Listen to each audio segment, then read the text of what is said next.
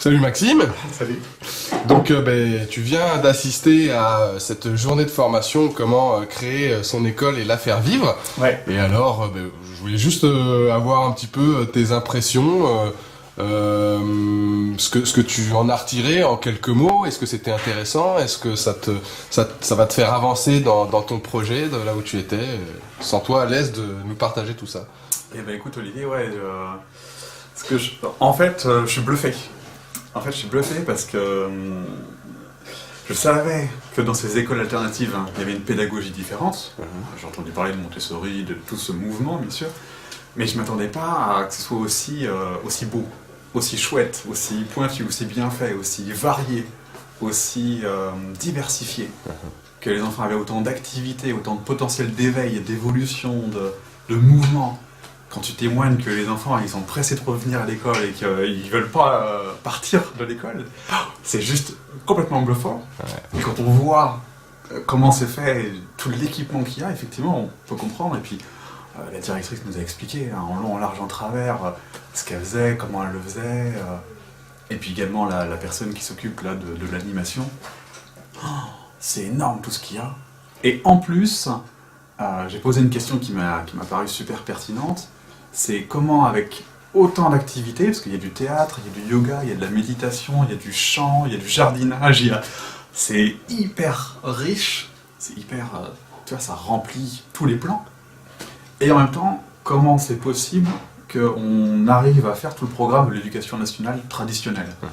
Et la réponse, elle est cash, hein, et comme il y avait en plus dans cette formation des professeurs justement de l'enseignement classique, qui sont d'ailleurs l'éducation nationale. Et qui était là en tant que participant également, comme moi, en tant que stagiaire.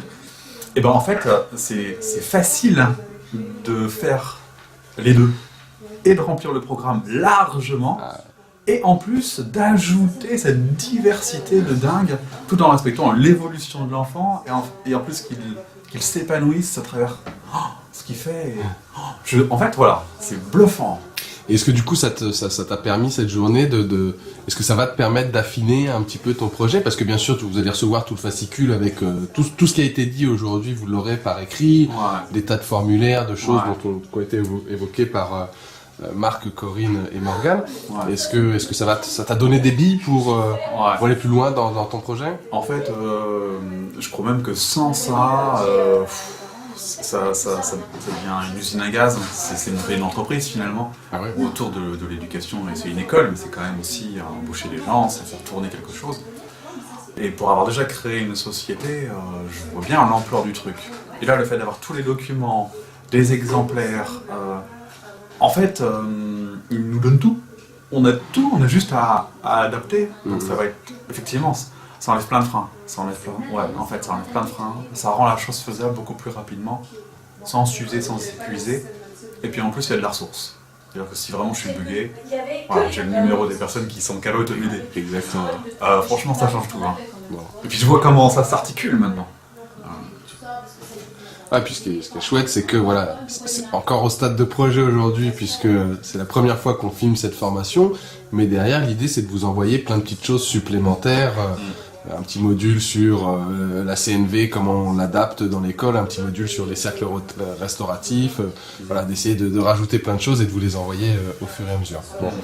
Et ben écoute, merci beaucoup de ton témoignage et tiens-nous bien au courant de l'avancement de ton projet à toi. C'était passionnant. Merci beaucoup. Cool. Merci à toi. Merci à toi. À bientôt. Au revoir.